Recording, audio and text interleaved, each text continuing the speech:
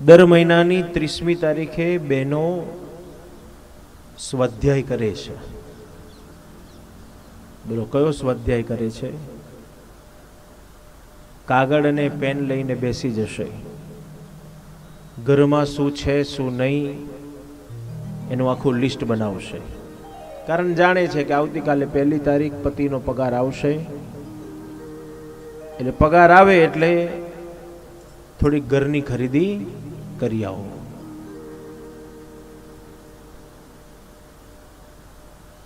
અને આખું લિસ્ટ તૈયાર કરે. બીજા દિવસે પતિને કહે પૈસા આપો, એટલે પતિ પૈસા આપી દે.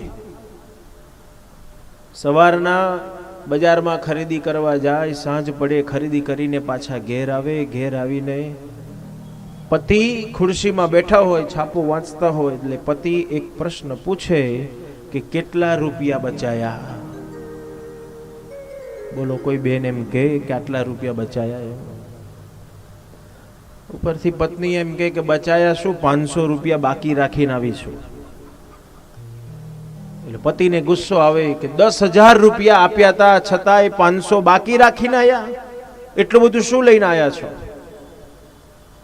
હવે પાકીટમાં તો મૂક્યા ના હોય, પાકીટમાં બિલ હોય એટલે બિલ કાઢીને આપી દે, લો વાંચી લો.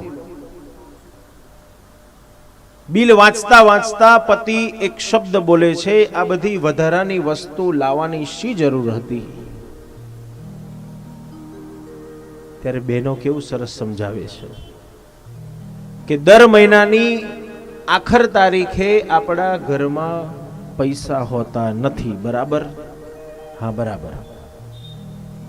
અને એ સમયે રખે જો 2-4 મહેમાન આપણે ઘેર આવી જાય અને આ વધારાની વસ્તુ જો ઘરમાં હોય તો એ સમયે કામમાં આવે કે ના આવે?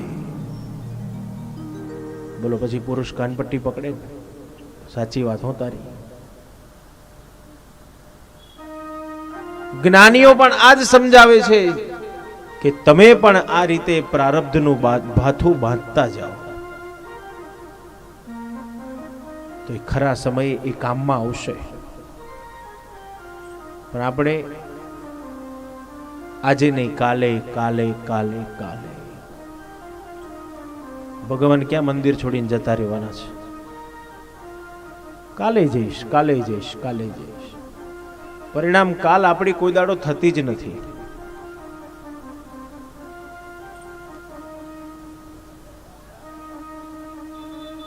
કેટલાક તો એમ કે હમણાં ભગવાન ભજવાની ક્યાં ઉતાવળ છે? આ સમય થોડી ભગવાન ભજવાનો છે.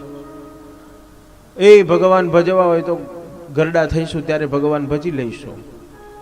અત્યારે તો કેટલા બધા કામ કરવાના, ઘરકામ કરવાના, દીકરાઓને ભણાવવાના, નોકરી કરવાની, વ્યવહાર કરવાના. આ બધામાં સમય ક્યાં મળે? કથામાં, સત્સંગમાં, મંદિરમાં, સેવા કેન્દ્રમાં ખાલી વૃદ્ધો જ જાય એવું નથી. વૃદ્ધોના માટે આ બધું કર્યું છે એવું નથી હો, એ અજ્ઞાનતા છે. પણ વર્તમાન સમયમાં વૃદ્ધો તો ભગવાનનું ભજન કરે જ છે, પણ વર્તમાન સમયમાં આવશ્યકતા છે કે એ યુવાનો પણ આ મંદિરો સાથે જોડાય, સત્સંગ સાથે જોડાય, કથા સાથે જોડાય, એ સેવા કેન્દ્રો સાથે જોડાય. તો એને જ્ઞાન મળશે, તો એને સમજણ મળશે, તો જ એને ભક્તિ જાગૃત થશે.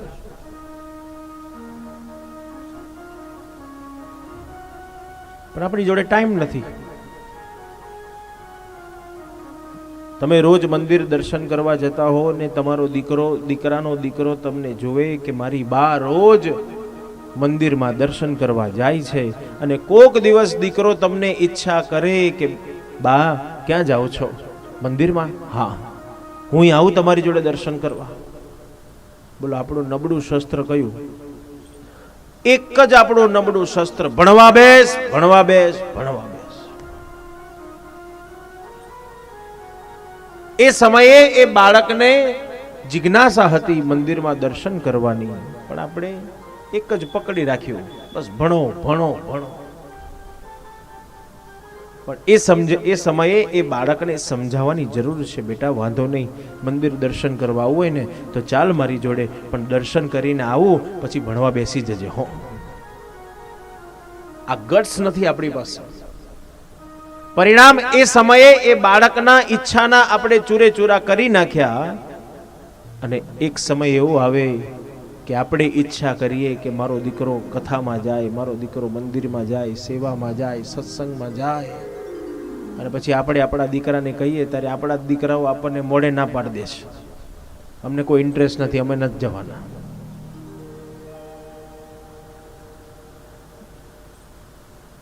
સુખદેવજી વર્ણન કરી, રાજા ભક્તિનું ભાથું બાંધતા જાઓ, એના માટે પણ થોડો સમય કાઢો. લોક ચર્ચામાં, ગામ ચર્ચામાં, સંપત્તિ કમાવામાં, વ્યવહાર કરવામાં જેમ સમય કાઢીએ છીએ, બસ એ જ રીતે થોડોક સમય આ પરમાર્થના કાર્ય માટે પણ કાઢતા જાઓ.